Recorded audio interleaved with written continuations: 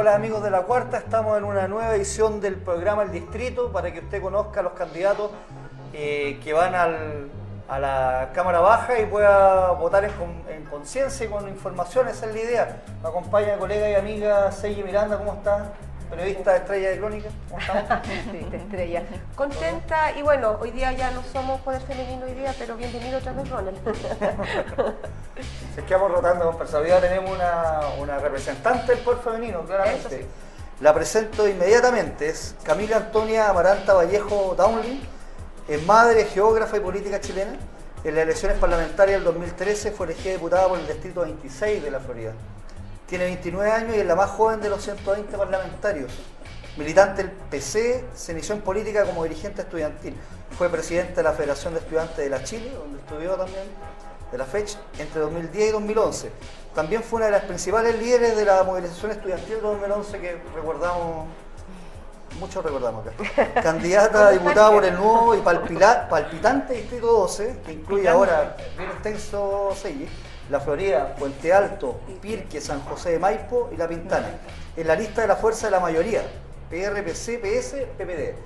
Va con compañeros como Amaro Labra, Osvaldo Andrade, María José Becerra, Lorena Bustamante, Jaime Escudero y Melissa Vara. Bienvenida, Camila, ¿cómo estás? Muy bien, muchas gracias por la invitación. Mira, lo primero que te quiero preguntar es que, bueno, tú ya tienes esta labor de diputada, me imagino que... ¿Cómo te sientes compitiendo con gente como Osvaldo Andrade, como dijimos, como Amaro? Hay otras personas como... Hay muchos parientes también aquí en este distrito que van.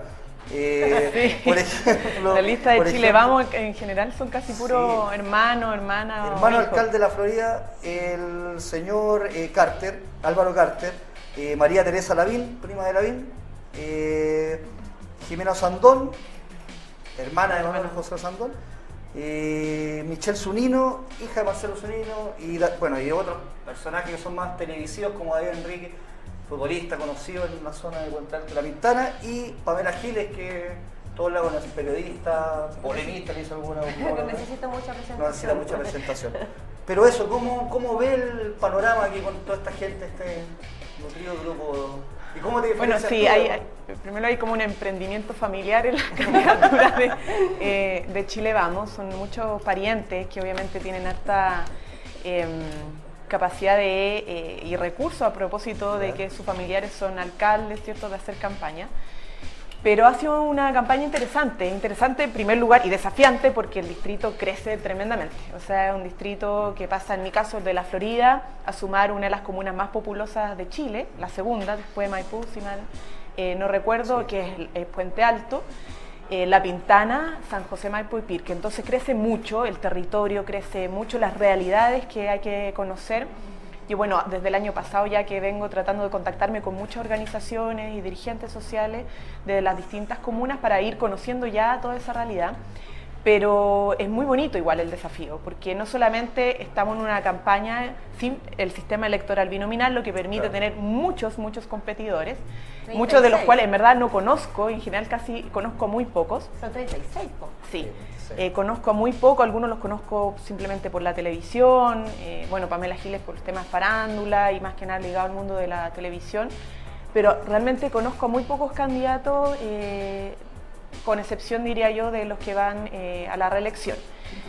Y lo bonito es que me ha permitido adentrarme a comunas que yo no estaba acostumbrada a relacionarme porque mi trabajo era en la Florida, y me he pillado con gente muy entusiasta de participar, de continuar con los cambios que hemos impulsado, y eso me ha llenado también de fuerza y de energía, porque de repente mira, llevamos desde el 2011 hasta la fecha 6 años peleando por los cambios en educación, estamos viendo resultados importantes, pero igual no ha sido fácil, o sea, mucha crítica, mucha batalla permanente en el Congreso para hacer estos avances, y uno de repente como que siente que pierde la energía.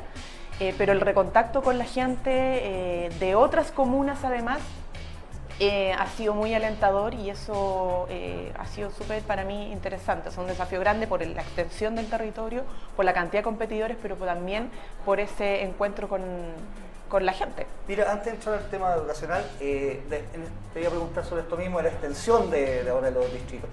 ¿Te queda tiempo para hacer campaña, para ir a terreno, estar en el Congreso? tu hija. Bueno, claro, ahí los que... ¿Cómo estás haciendo la campaña? Claro, los que estamos en ejercicio tenemos menos días de campaña en el distrito porque estamos legislando. Yo particularmente estoy en la Comisión de Educación. Por ejemplo, el otro día estuvimos hasta total despacho sacando el proyecto de ley de universidades estatales. Entonces estuvimos todo el día encerrados en la Comisión de Educación mientras otros estaban haciendo campaña en el distrito. Pero la verdad es que nuestro enfoque de campaña es más que nada, primero dar cuenta del trabajo que hemos hecho, que nos somos aparecidos, que hemos hecho un trabajo que ha tenido resultados, lo vemos concretamente. De hecho, en mi distrito hay 15.000 personas estudiando gratuitamente la educación superior, casi todos los colegios, por ejemplo La Pintana, subvencionados, pasaron a la ley de inclusión, a la gratuidad. Entonces, tenemos cosas que mostrar, que defender también. O sea, esto es lo que hemos hecho, lo defendemos. Y el resto es cómo seguir avanzando en los temas pendientes. Entonces nuestra campaña ha sido más que nada mostrar nuestro trabajo y comprometer a que se sume más gente para que podamos hacer más y mejores cambios. Y el resto del tiempo, bueno, legislar, maternidad. Yo estoy semana por medio con mi hija porque el papá, somos separados. El papá está una semana, yo otra semana y así nos vamos distribuyendo. ¿Custodia compartida? Es que nosotros no estamos casados y no hemos necesitado tener una regulación, solo... Se regulan a la buena, como a la buena, o sea, nosotros decimos equidad, o sea, corresponsabilidad, papá 50%, mamá 50%, y no hemos llevado muy bien en eso, y obviamente nos permite, en la semana que yo no estoy con mi hija, obviamente triplico el trabajo que puedo realizar, porque cuando estoy con mi hija también tengo que dedicarle tiempo, obviamente, a ella. Oye, a propósito, vamos a entrar al tema de educación, que Camila Vallejo Educación es una asociación que se hace casi conscientemente. Como Camila Vallejo, Movimiento Estudiantil. También, está muy ligado. Pero dentro de las propuestas para el nuevo periodo, ¿hay propuestas que van en la misma línea de educación? ¿Hay otras más? ¿Te gustaría integrar otro tipo de comisiones? No sé qué... ¿Va a ampliar yo siempre voy a seguir candidata? Siempre involucrar los temas de educación. Perfecto. Porque es algo que creo que es fundamental. En primer lugar, ir consolidando y fiscalizando la adecuada implementación de las reformas que hemos ya aprobado, o sea, el proceso de nueva educación pública para que los colegios pasen al Estado, la creación y ampliación de la oferta de jardines infantiles, la adecuada implementación de la ley de inclusión, en fin, todos esos temas hay que seguir monitoreándolos porque si bien están aprobadas las leyes, tienen un periodo de implementación.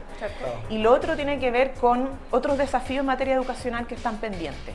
Uno, la reducción de la jornada escolar completa. Yo creo que revisamos la jornada escolar completa en términos de si se están cumpliendo realmente los objetivos que tenía originalmente, que era ocupar las horas de la tarde para procesos de formación más integrales, cursos artísticos, deportivos, y no simplemente para entrenar para el CIMSE o la PCU, o la reducimos.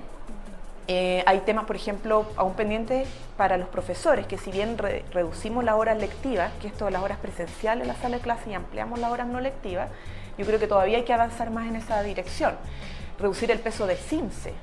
El CIMSE genera una presión muy grande en los procesos formativos, los profesores tienen que estar así como entrenando para el CIMSE, los estudiantes también tienen que pensar en cómo prepararse para el CIMSE para que el colegio quede bien rankeado, y no necesariamente eso da cuenta de una buena formación integral. Eso al menos. Los otros temas tienen que ver con la formación técnica y otros temas que nos quedaron ahí un poco que hay que ir afinando, pero también en otras materias, porque, o sea, claro, a mí me conocen por los temas de educación, ¿sí? Pero como parlamentaria yo tengo que legislar por todo un país. Y los adultos mayores, o sea, aquí el gran desafío que queda pendiente es la reforma al sistema previsional, que va a ser una gran reforma, y en eso hemos estado involucrando a los clubes de adulto mayor, metiéndolo en este debate para que no se queden simplemente conformes con la torta que le lleva un alcalde, un concejal en una ONCE, sino que se involucren en el debate político de cómo quieren que cambie el sistema previsional. La reducción de la jornada laboral, nosotros presentamos ese proyecto hace un tiempo, está en la Comisión de Trabajo, pero necesitamos el apoyo del Poder Ejecutivo.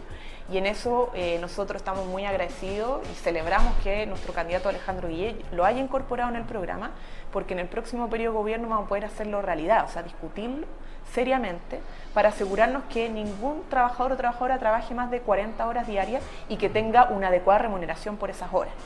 Semanales, sí. Perdón. Ah, Ya hay muchos, semanales. haciendo el cambio. Y eso ha sido un tema muy importante, al menos para la agenda de mi distrito, yo sé que para el país en general, pero Claro. todos me preguntan cada vez que me ven cómo va ese proyecto, avanza o no avanza, cómo por ejemplo no afecta a los pequeños microempresarios, que también es un tema que hay que revisar, pero esos son temas al menos, ¿cierto?, que tenemos que trabajar en un próximo periodo de gobierno y de parlamentario. Ahora, así como decía Ronald recién, nosotros, o la mayoría de los chilenos está asociada con el movimiento estudiantil y con los temas de educación.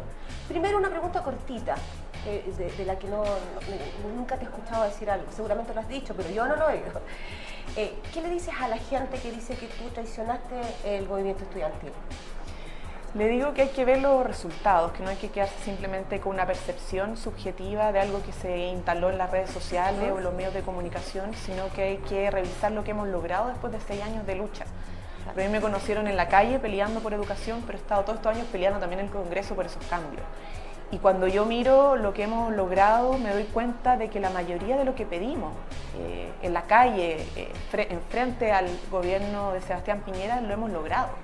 O sea, creamos 2 universidades estatales, creamos 15 centros de formación técnica, uno en cada región. Ampliamos la matrícula y la oferta para salas cunas, jardines infantiles. Logramos aprobar el proyecto de nueva educación pública que demandamos hace décadas, la desmunicipalización de las escuelas públicas. Logramos que no haya discriminación en el acceso a las escuelas particulares subvencionadas por la capacidad de pago, que no haya lucro en esas escuelas que reciben recursos del Estado. Hemos logrado que alrededor de 267.000 personas estudien gratuitamente la educación superior y el próximo año esto tiene que avanzar a más de 350.000. Entonces a mí me dicen eso y yo le digo, bueno, está bien, puede ser su opinión, pero aquí están los resultados que hemos hecho, yo no sola, obviamente, porque sola no podría haberlo hecho, he requerido la valentía también de la presidenta Michelle Bachelet, que se ha comprometido con este programa, pero los resultados están a la vista y los 9.500 jóvenes de Puente Alto que están estudiando gratis lo saben, y su familia, los 4.500 de la Florida también, los 1.200 de La Pintana y así. Entonces son realidades concretas que hemos estado cambiando. Hoy publicaste en tu Twitter un meme, un afiche referente a, si tú, en el fondo dirigido a las personas, si tú eliges a Sebastián Piñera, todo lo que hemos hecho en gratuidad se va al carajo, y aparece una imagen de unos señores caminando y pensando con un niñito atrás, ¿cómo vamos a educar a este cabro chico? Y el cabro chico diciendo, ¿cómo voy a terminar haciéndome cargo de estos viejos? Claro, que tienen pensiones. Oye, dio vuelta eso en las redes sociales. Causó revuelo. Sí, para bien y para mal, te digo, ¿eh? Las Pero cuentas viene, fake papá. también salieron. Ahora, tú eres como muy comprometida con este tema, me gusta también a mí el tema de la educación harto. Después de ese Twitter publicaste otro que me gustó muchísimo y que tiene que ver con cómo una familia con escasos recursos puede financiar una carrera universitaria. Mira, escuchamos muchos políticos hablar acerca de los deciles, quintiles, deciles, y que al final nos terminan No se confundiendo. entiende, No se entiende nada. Rayita para la suma, hasta el quinto quintil es la gratuidad que existe hoy en día en educación superior. El gobierno dice que si hay continuidad podríamos llegar al 60% más vulnerable, que eso es hasta el sexto decil, ¿cierto? ¿Estoy en lo correcto? Sí. Sin embargo, y yo entiendo también que estás muy contenta con este tema de la gratuidad y que hay personas que hay estudiantes que la han logrado. Sin embargo, te das cuenta que si hay una familia con 600.000 pesos de ingresos, una familia de 3, 600.000 pesos de ingresos, con un estudiante universitario, esa persona no tiene gratuidad. Y es absurdo. Las campañas no pueden ser, ¿cómo le vamos a pagar la carrera a los más ricos de este país? ¿Se considera realmente personas ricas una familia que tiene un ingreso de 600.000 pesos? Donde tiene un hijo en la universidad y si no tengo becas o estos créditos que los terminan amarrando por muchos años, simplemente ese tipo no puede estudiar. ¿Podemos hablar de un éxito en la gratuidad con esta realidad? O sea, es un paso, pero no es el término del proceso, porque es el paso inicial. Nosotros hemos dicho que, si bien nos gustaría en 1 o 2 años haber alcanzado la gratuidad universal al 100%, era imposible hacerlo. Entonces teníamos que partir por los más bajos ingresos, pero mirando a la gratuidad universal, porque nosotros tenemos la convicción de que la gratuidad tiene que ser, la educación considerada como un derecho. es un derecho social fundamental. Y por eso la propuesta de reforma de educación superior asegura el mínimo del 60% al próximo año y establece el mecanismo para avanzar progresivamente en la gratuidad. La diferencia entre nosotros y la candidatura Chile Vamos de Sebastián Piñera es que ellos dicen hasta aquí nomás llegamos, hasta 50. Y el resto no. El resto nunca va a alcanzar la gratuidad porque el resto lo vamos simplemente a mantener en becas y créditos. Y lo que nosotros hemos dicho es que eso es solo un tránsito porque queremos que se alcance el 100%, es decir, que aquella familia que tiene un ingreso per cápita de 195.000 pesos o de 200.000 pesos, incluso 600.000 pesos, va a tener que tener la gratuidad porque lo consideramos un derecho, ¿ya? Y por lo tanto, a lo que a nosotros no nos parece justo es que esta división de deciles permita a algunos sostener que alguien que está ubicado en el sexto, séptimo decil se le diga que es de las familias más ricas. No es así. Si nuestro país es muy desigual y esos que están en el incluso del noveno y décimo decil, son familias de ingresos medios. Lo que pasa es que en el último decil tienes de los 600.000 pesos per cápita hasta los infinitos, ¿ya? Y ahí se mezclan peras con manzanas. Entonces, la realidad es que aquí la mayoría de la gente no está en condiciones de pagar. Pero incluso, aunque estuviera en condiciones, nosotros creemos que esto tiene que ser un derecho, que tanto el hijo de Luxic, de Angelini, como el hijo de un obrero puedan estudiar en la misma universidad, sin diferencia en materia de quién paga más o quién paga menos, porque lo que queremos es que esas familias ricas realmente paguen impuestos. O sea, aquí hay otro tema, porque nosotros avanzamos una reforma tributaria para financiar la educación, que ya ha alcanzado 2 billones ¿sí? De gasto, de que es una inversión al final. Pero que en sus inicios no alcanzaba para... No, pues nosotros creemos que todavía falta más por invertir en educación, pero gracias a la reforma tributaria que empujamos, cobrándole más impuestos al 0,1% más rico, estamos logrando financiar esto.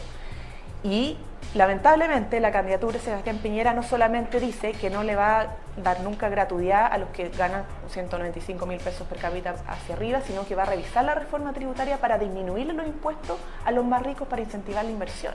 Entonces, nuevamente aquí se está privilegiando a los más ricos en vez de cargarle con más impuestos para que con esos impuestos financiemos todos los derechos sociales que en nuestro país están pendientes, no solamente educación, impuestos, salud, vivienda, que son grandes temas que todavía nuestro país no logra consolidar como derechos sociales fundamentales y lo ha dejado simplemente en manos del mercado.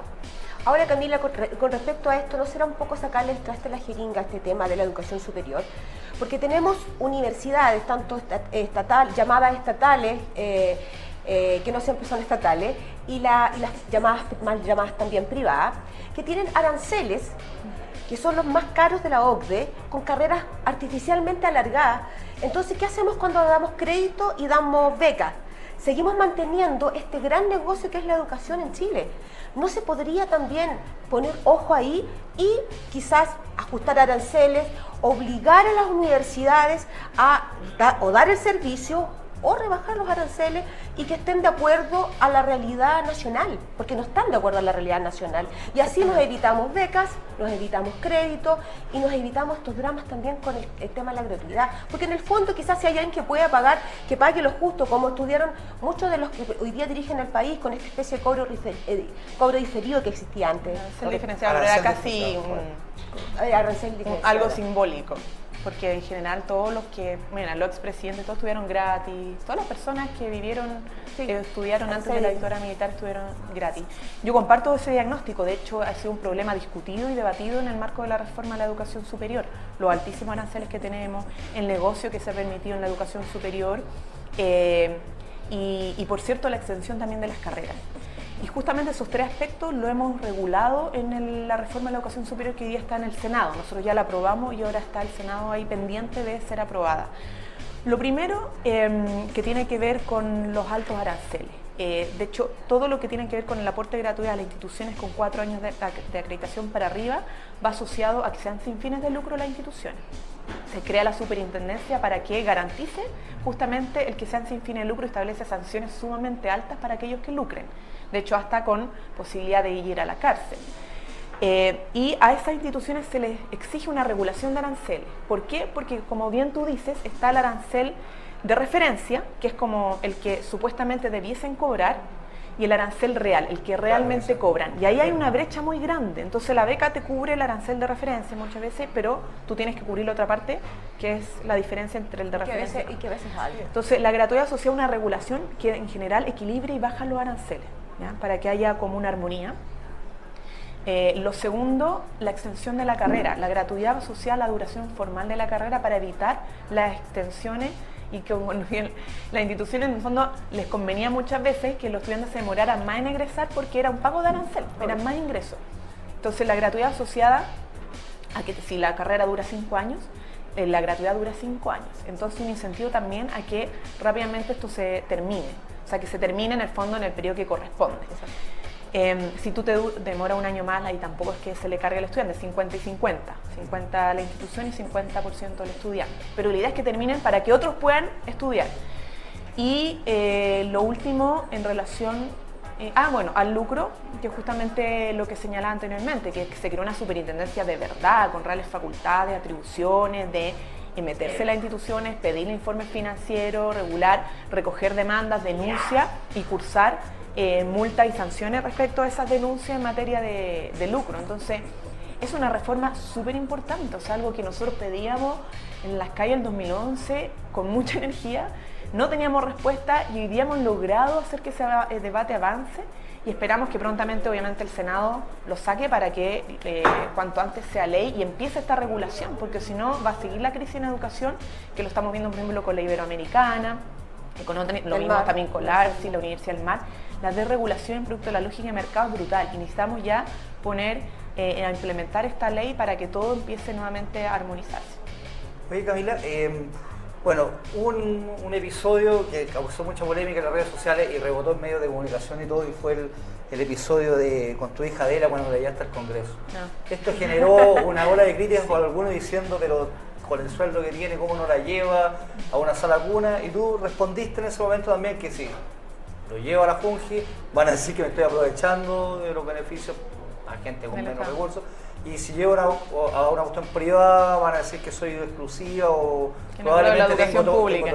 Tengo todo inconsecuencia. Pero en definitiva, ¿cómo lo ves ahora? Porque en realidad estaba una olla que muchas madres en Chile, migrantes o chilenas, no tienen alguna la posibilidad de llevar a la hija, no sé, pues atienden en un mostrador, no pueden tener el hijo ahí abajo. Entonces, de alguna forma, poder llevarlo también es una ventaja en algún caso. ¿Cómo ves este tema? Porque esto destapó eso, la mujer trabajando y qué hace en algún momento con su y que además incluso hay dificultades para el amamantamiento. Sí. Además, yo creo que destapó y abrió un debate sobre una realidad muy interesante. Hay varios elementos. Primero, yo creo que sí hay un sesgo machista en las críticas, porque yo veo parlamentarios que llevan a sus hijos al Congreso y nadie les dice nada. Ya. De hecho, en general se celebra y qué bonito, pero cuando una mujer lo hace, en general es más sometida a crítica.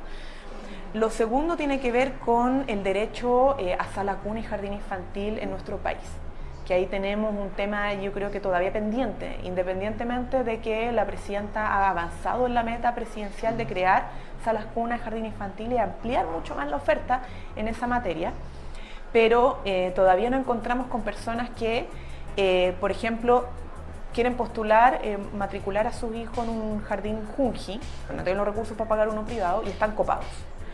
Entonces ven la opción, por ejemplo, de ponerlo cerca del lugar de trabajo. Y ahí la ley lo que establece es que solo es exigible la sala cuna o el jardín infantil para cuando la empresa o el servicio tiene más 20 trabajadoras hacia arriba. Entonces, si hay 19 o 18, no es exigible. Claro.